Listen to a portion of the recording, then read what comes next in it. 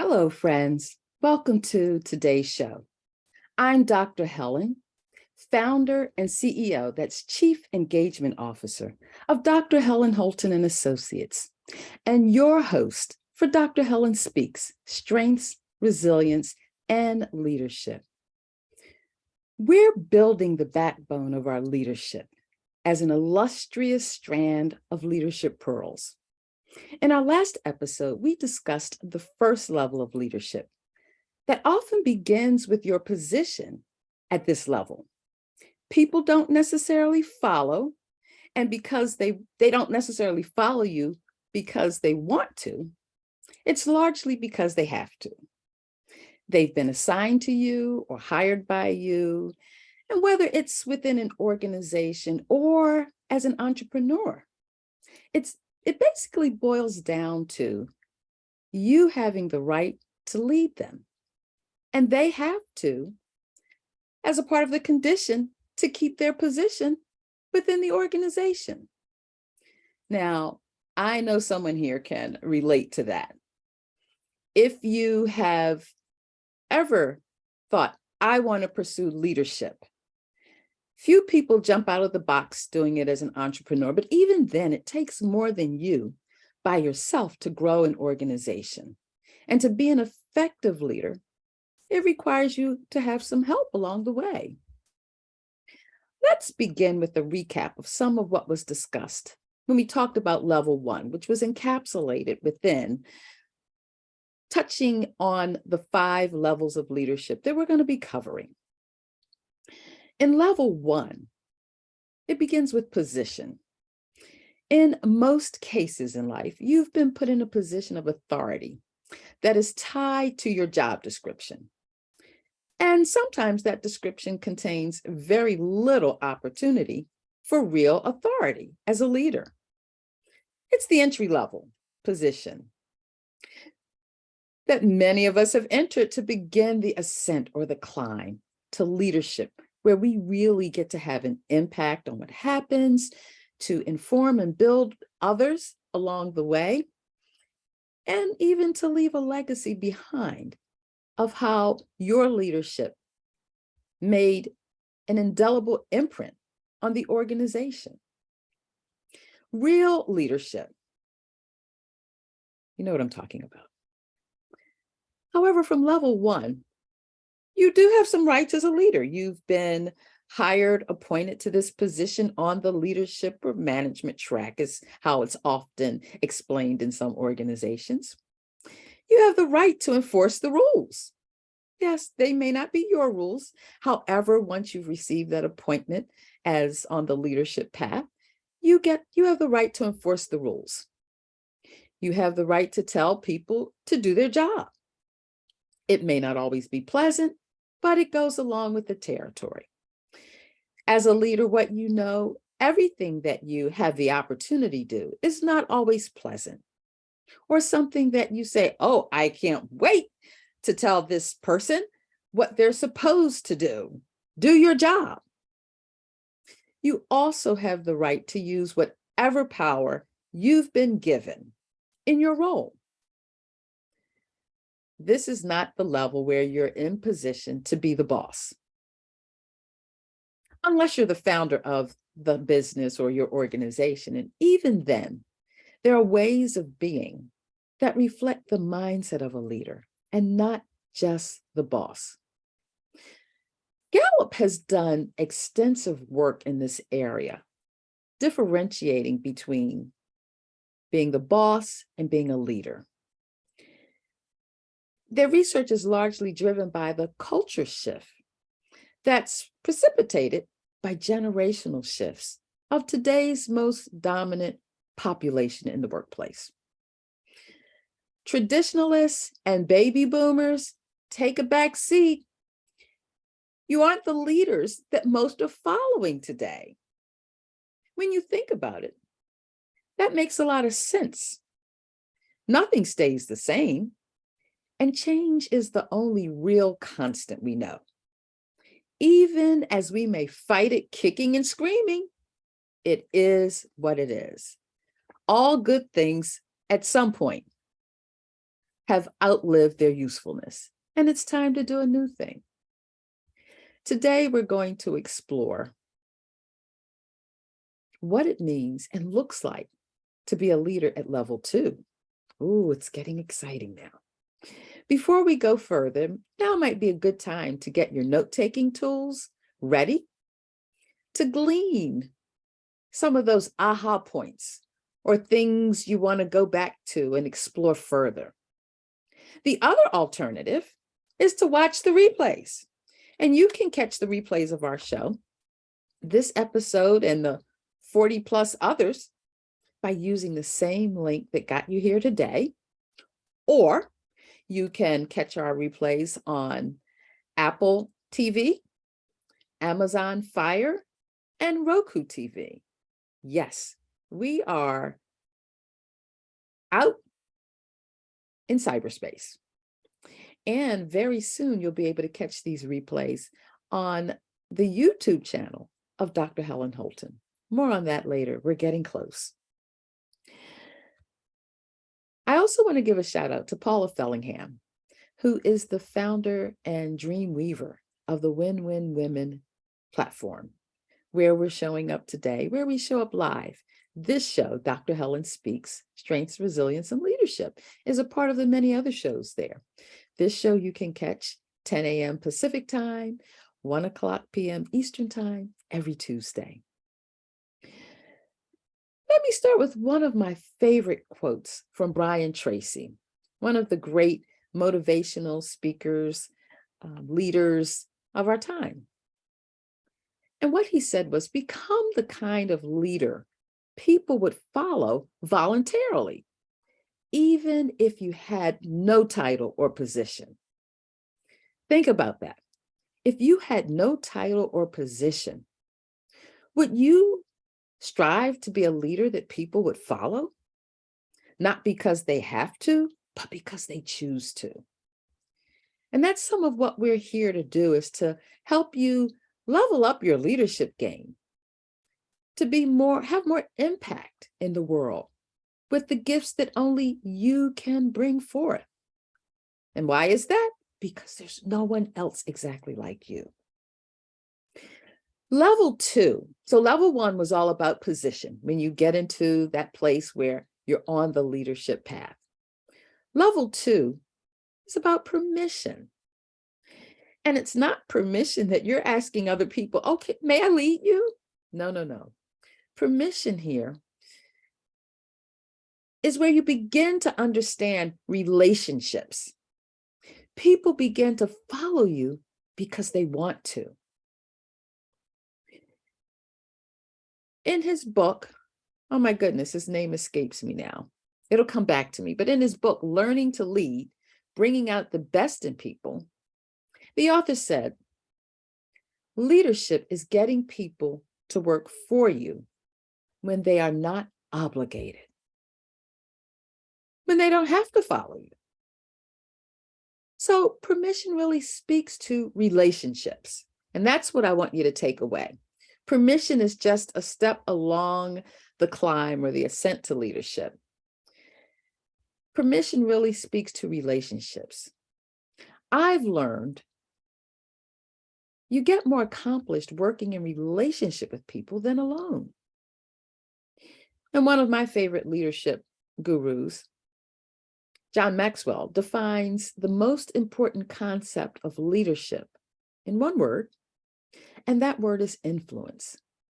And it begins at the relationship level of permission, that people are following you because they want to. It's not a direct permission. It's the kind of permission that you showing up as a leader that is open and welcoming and inspiring and motivating people to be at their best. It's not about people specifically asking you for permission to follow you. It's something they choose to do because of how you value and serve them. I want to say that again. At the heart of leadership is your ability to demonstrate and show that you value people in how you serve them. There's the adage, it is better to give than receive. Or there's another one, giving and receiving are two sides of the same coin. The bottom line is you give to get, and what you give determines what you get back. You see, your influence and how you lead is an act of your heart first, then your head, not the other way around. When you start leading out of your head, that's one of the quickest ways to repel people away from you. But when you lead with your heart, that part of you that cares about and inspires and motivates people through the best of who they are, they want to follow you. It's something they choose to do. Your influence and how you lead. Yes. I remember my mom teaching me as a young person that you draw more flies with honey than vinegar.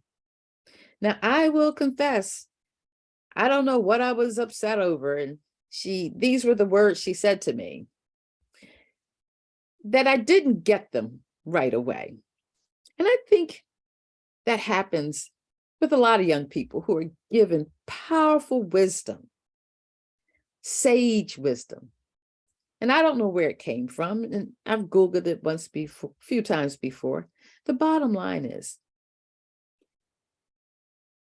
sweetness, the honey of life, makes anything go down better. Think about, I remember my grandmother, one of her remedies to get medicine in you. Someone had a sniffle, and it was me and my siblings and my first cousins hanging out at grandma's house. And she decided she was going to give all of us something to curb whatever was being caught. You know, children are such germ carriers. But nonetheless, she had this jar of Vicks Vapor Rub, and she decided she was going to give each of us a spoonful of Vicks Vapor Rub. And so to make it go down better, she mixed it with grape jelly. Novel idea. However, it sure tasted a lot better with that grape jelly than what it smelled like in the jar. And by the way, none of us got sick from her dose of medicine.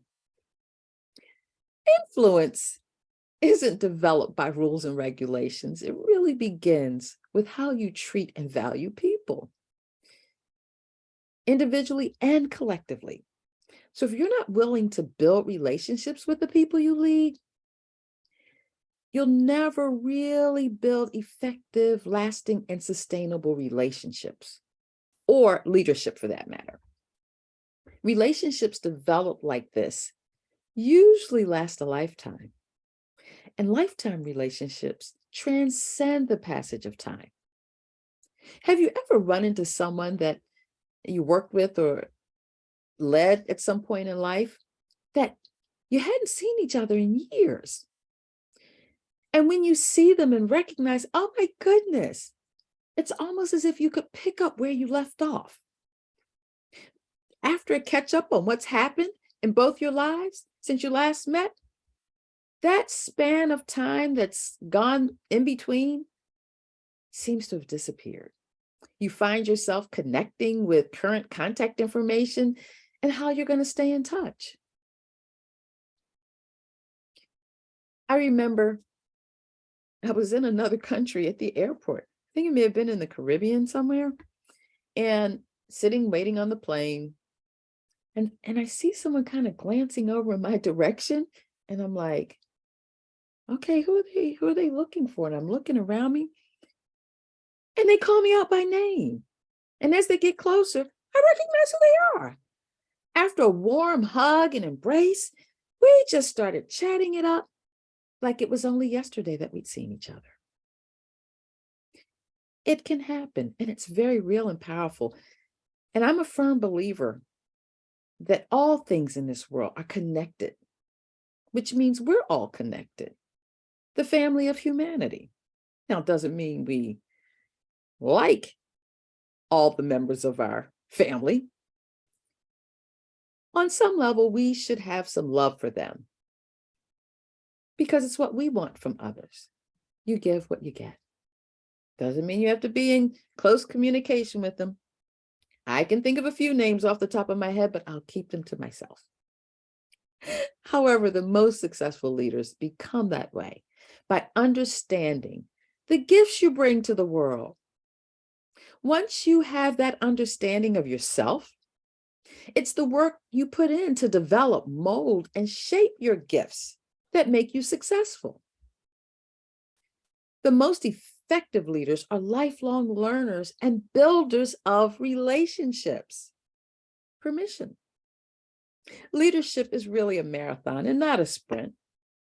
So I'm going to ask you, how are you balancing and pacing your leadership journey?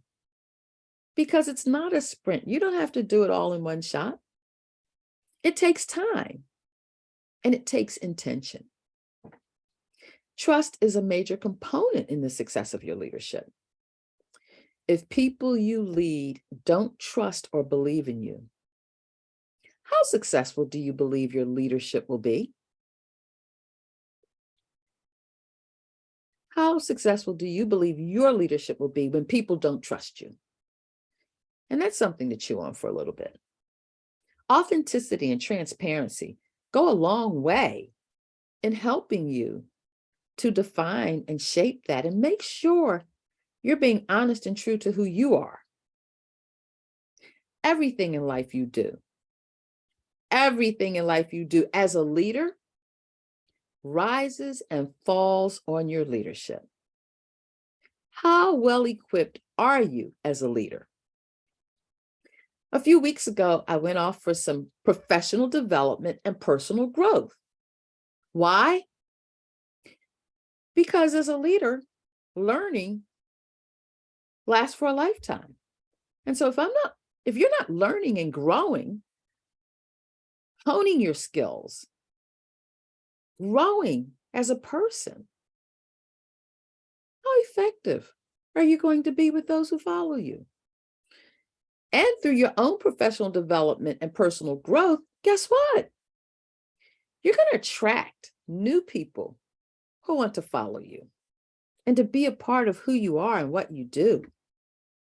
When you think about the role trust plays in your life, what comes to mind?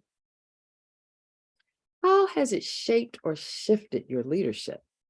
The bigger question, how have you been able to take trust, which to me is wrapped up in your authenticity and transparency? It's kind of like, here I am, what you see is what you get. And being truthful to who you are means that you don't have to stop and remember what you did with one person that you didn't do with another, or what you said to one employee and you said something different to another employee for whatever reason. I don't know. But what I know, the truth is the truth is the truth. If you stick to it, you never have to go back and remember what that truth was.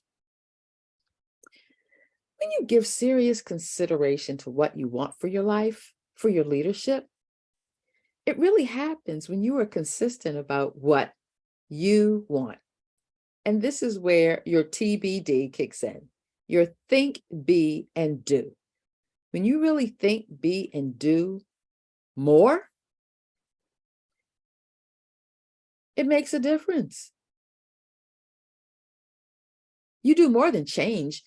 You're on a path to transformation because you're challenging yourself to go deeper within, to pull out those answers, those nuggets that are going to propel you to the next level of leadership. And we've got a few more levels to go. As your strengths, resilience, and leadership coach, you may believe that I've got this all figured out. Here's a newsflash. I don't. Yes, I work with leaders to be the best they can be through coaching, mentoring, and consulting. And I also have coaches, mentors, and consultants that help me to grow and become better, to stretch, to be more of who I am, to step into my own TBD, to think, be, and do more with intention and on purpose. Success is not a solo journey. However, it does require you to spend some time deciding how you intend to pursue what you want. What I've learned is the best way I can support you is to stand with you and support your desire and willingness to lead from the heart, then the head, to lead by building relationships, doing what you do on purpose, not coincidentally. If you're leading by coincidence of what pops into your head, how effective are you at it? And how do you use that when you're planning? Would you take a cross-country trip by car and just say, oh, I don't need maps or anything. I'm just going to get in the car and we're just going to go and guess which interstate or which route, or should we be going north or west or east or whatever? No, you're going to plan. You're going to be intentional about it. Well, it's not like you can go to AAA anymore and get those maps that they would map out for you wherever you're going to go. However, yes, you can use Google Maps or Waze or one of these other apps on your phone to get you there. You still want to plan ahead. You want to do it in advance. You don't want to wait till it's time to go and then say, oh, well, what path are we going to take? Whatever. That doesn't make for a pleasant and enjoyable trip for anyone who's going with you. When you begin to have better control over your destiny of where you're going, that's where the magic lives. It doesn't mean you'll get there without any hiccups. However, you'll get there with greater intention and focus and calm and all those things that help you enjoy the journey and not feel it as a labor. Helping you as a leader to stretch and grow and uncover the truth of who you are and what you want is the greatest value I can bring to you. So don't hesitate to ask me questions, to challenge me, one thing's for certain, I may not have all the answers on the spot. However, what I am willing to do is to look into them, to work with you, and help you figure out what's best for you. You see, my number one goal is to inspire you, to motivate you to keep going, and to help you change your reality by supporting your move forward in the pursuit of your dreams and desires. Your greatest you deserves nothing less. And I'm ready for your breakthrough to your best life ever. Because if you're here and breathing and living life, your best is still yet to come. The question begs, how ready are you? It takes, in the words of Jim Rohn, he says, motivation is what gets you started. Commitment is what keeps you going. How committed are you to what you want for your life? And there are times when you're committed and it just takes longer than you thought. But if it's what is really pressing on your heart to pursue and to be, you'll get there. You will get there. I'm a firm believer, well, you don't know. If you don't know, I'm going to tell you. I love God more than anything. And that's the anchor of my spiritual being. And what I know about God, Chronos time, the time we live in, God doesn't have anything to do with that. That's us.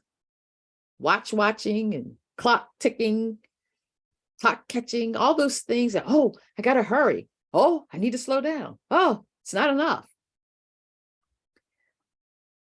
Well, I want you to know Be anchored in something greater than you, because that's what's going to sustain you through this life. Now, Dr. Helen Speaks is a resource to help you get to where you want to be. Each week, we show up here to explore topics, to discover, uncover, and help you level up your leadership by leveraging your strengths. Your strengths are the best of who you are. And if you don't know what your real innate talents are or your strengths, reach out to me. I can help you figure that out. We want you to operate with your A game.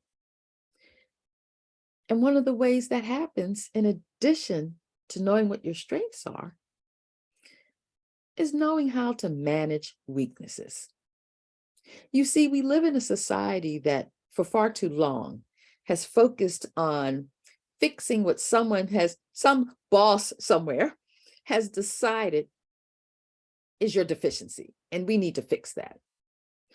Far too much money has spent on trying to fix people that aren't broken. Does that make sense? Think about that for a minute. It begins in elementary school.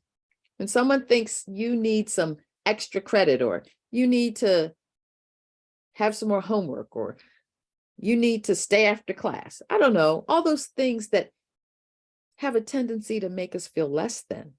And it begins early on in life. However, out of our weaknesses come some of our greatest opportunities to grow. Not to make your weaknesses become your strengths, because that rarely, if ever, happens. It really doesn't. And I've done the research and studied it, so I can tell you that. Take my word for it. Instead, it's about you developing your strengths to help diminish, and in some cases, mitigate your weaknesses from getting in the way of your success. An ingredient that's often overlooked as a source of power. So we've talked about leveraging your strengths. We've talked about managing weaknesses. But as you're climbing that ladder of leadership, an ingredient that's often overlooked as a source of power is how you build your resilience. You see, resilience is a power that helps you persevere and push through your distractions, detours, and derailers to your success. Using an innovative and heart-centered approach, we at Dr. Helen Holton and Associates help you to achieve more success, less stress, and a greater joy in life, personally and professionally. Now, how does success show up? There are 3 clear ways you can measure your success. Number 1, an improvement in your performance. Now, you know that better than anyone else telling you. When you're really honest with yourself, you know when you're not doing your best and could be doing better. However, the more you become in tune to how you most naturally think, feel, and behave, and work at moving that to optimal levels, your performance will increase, as will an increase in productivity for you and your team. Because when you're operating at your best, you're going to want that for the people you lead to operate out of their best.